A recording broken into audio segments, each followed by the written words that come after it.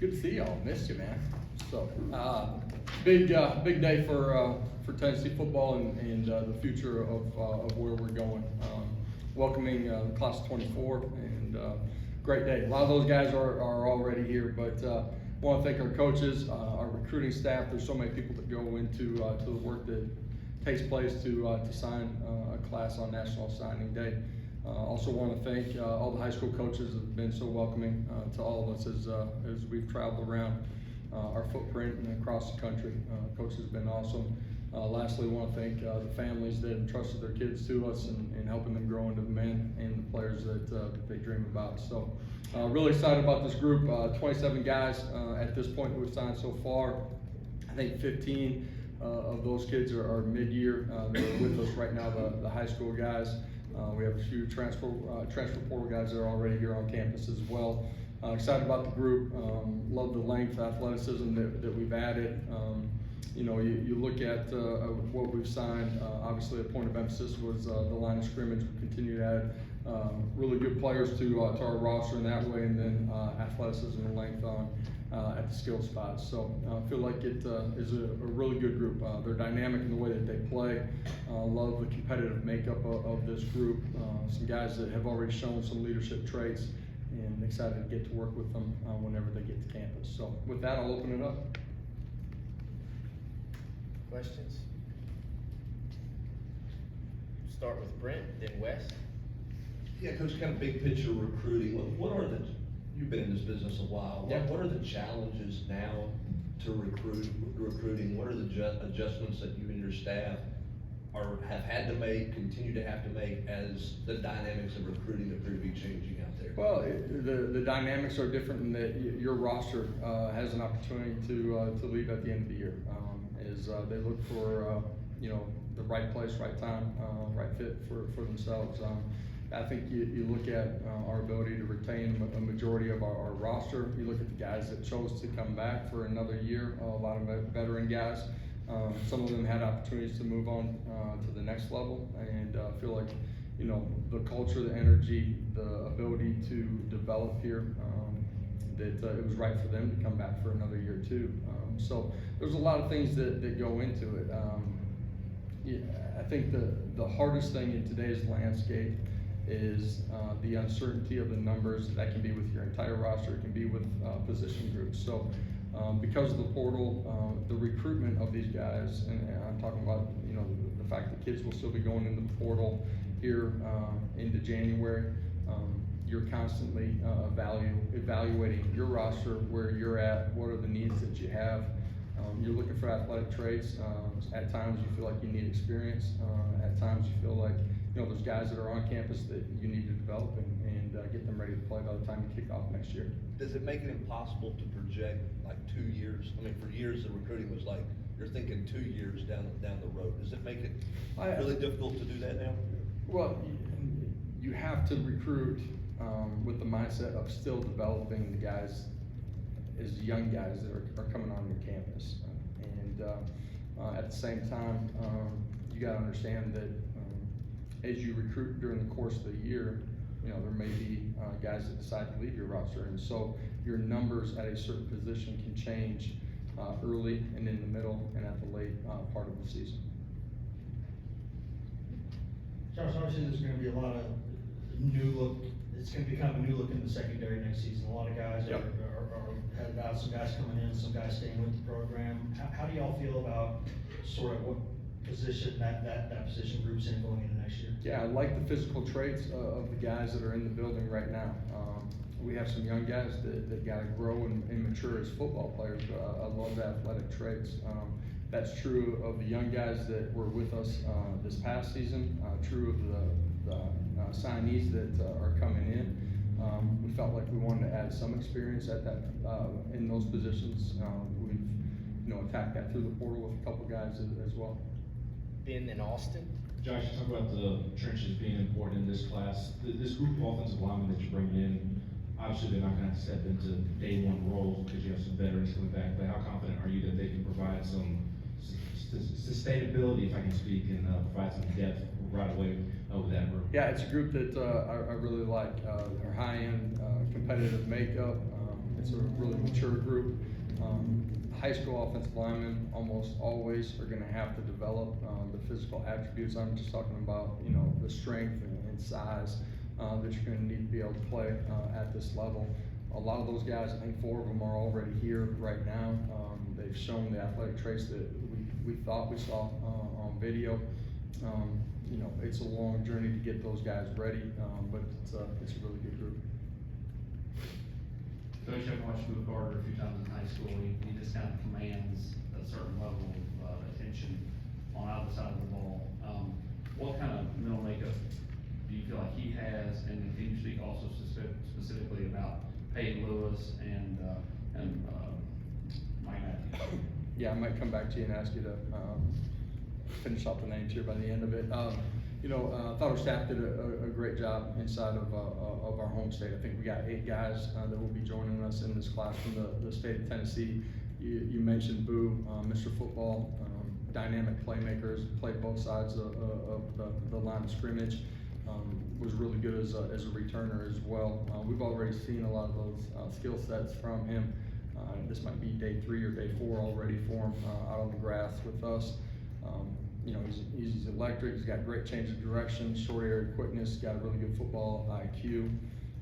He's natural as a returner too. We've already seen some of that from him. So really excited about who he is. He's got a real maturity about him on the football field that's rare for a high school kid. And I, you know, got a chance to see some of that when I went and watched him play live, but also already in his transition here.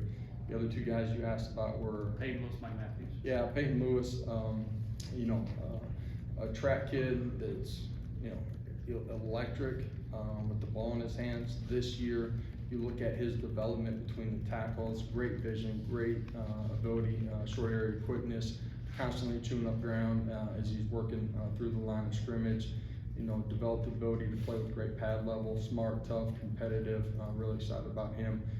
Mike Matthews has been really good first 3-4 days already out on the grass. Got great length, you know, just talking about his wingspan. Extremely explosive, the ability to go up and high point a ball over the middle of the football field or out on the edge as he's going vertically. You know, as a wide receiver, you're gonna have to develop the ability to play versus man press at the line of scrimmage. Those are things that you typically don't see. But a really bright guy that has got a great future. Adam, then Rob. Because these days the portal you can change your rotation, your roster pretty quickly. Or when you're signing high school kids now, are they asking more questions about what their path is to immediate playing time or early playing time as opposed to what they would ask a few years ago? Well, first of all, they've always asked that. I asked that question too. But absolutely, you know, they're looking at your roster and what's going on in portal recruiting as well as a part of the process of you know, what your roster is going to look like when they step foot on campus. And you know, they'll ask just a general overall philosophy question about that too. Coach, this league, everybody can see on fall Saturdays how competitive this league, but what is it like on the recruiting show to try and keep up in this league? Yeah, as competitive as it is on the football field, it's even more competitive in recruiting. You know, the time, energy, effort, strength, everybody's working in the same footprint. I think we're one of the few leagues left where it's actually a regional footprint. You're competing against the guys inside your conference every time you're talking to a kid. Ryan. Josh, the 3 transfers, you touched on the guys in the secondaries. What do you see in Holden and Jacoby and Jamad in the secondary that made you want to add those guys?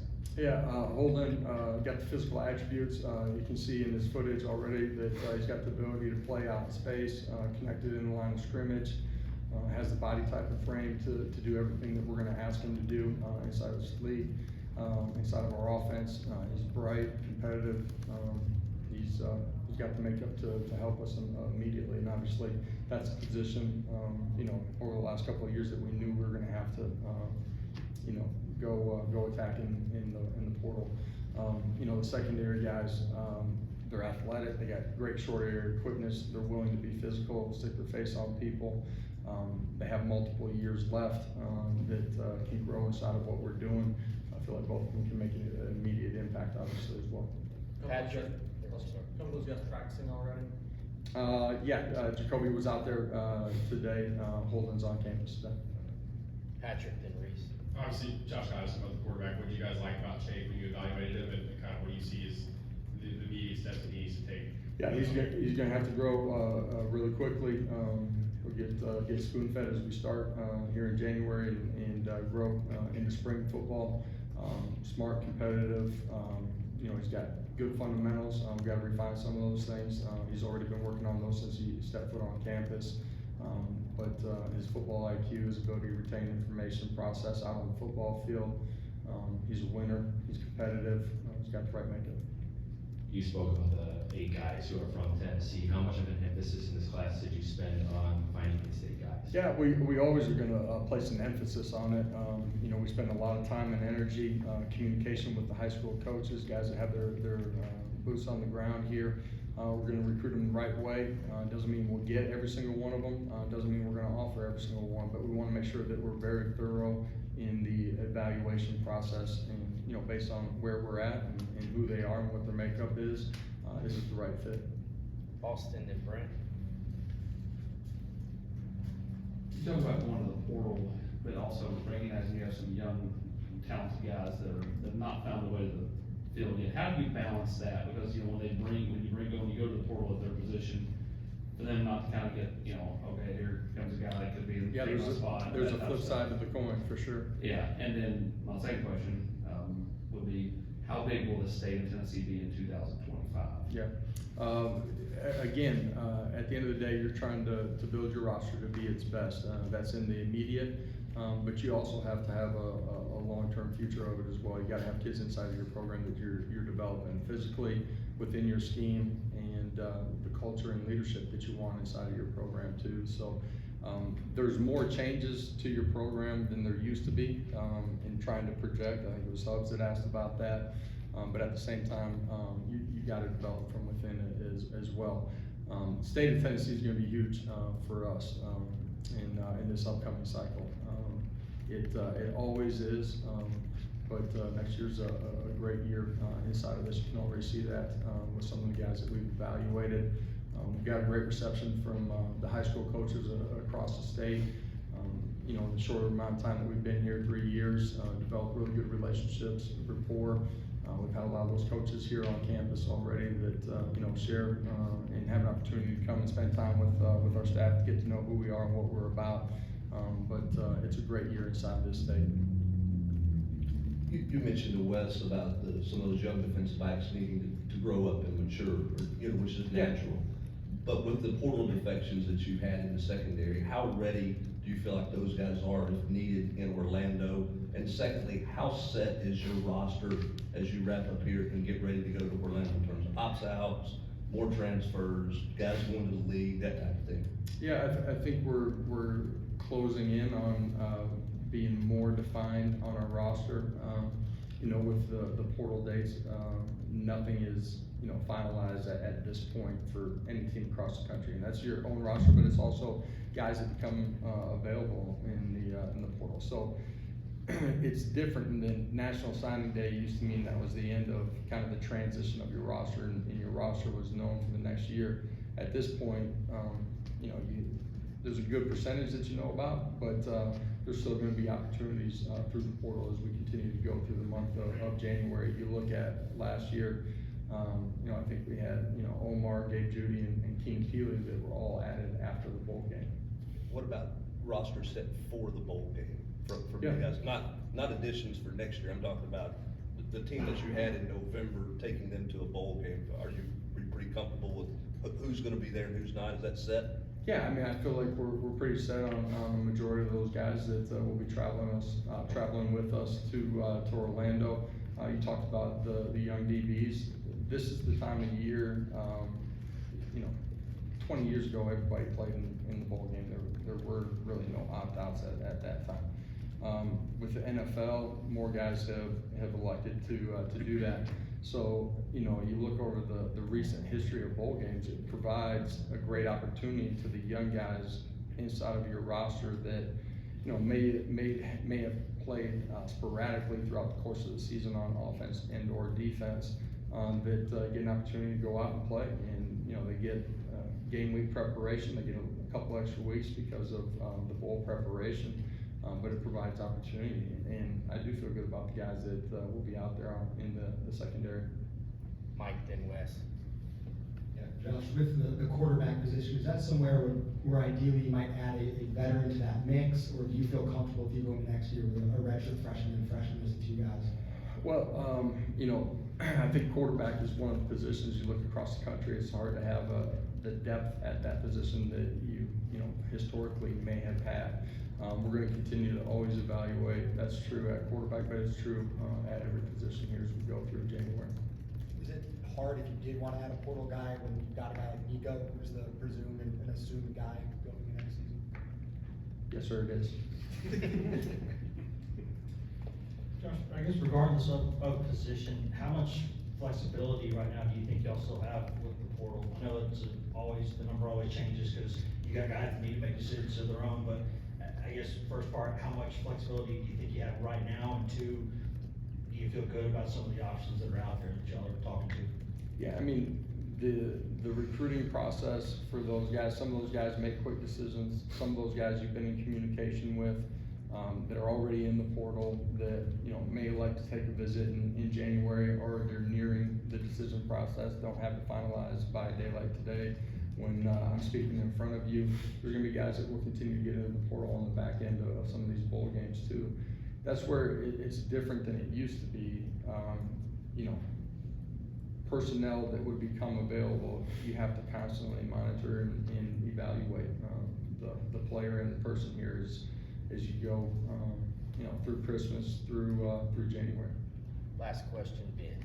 Josh, the tight end position, how important was it to add Cole Harrison and in addition to Holden Stays, and do you now like where you're at numbers wise with scholarships in that room now? Like the room where we're at right now, you're always gonna continue to evaluate, every position, like I said, and tight end would continue to be one. Cole was big for us because, he's got length, athleticism, as he continues to develop, physically, I think his traits are only gonna showcase more. He's got really good ball skills, has to develop in the core, that will happen, through fundamentals, but it will happen through, the growth on his frame.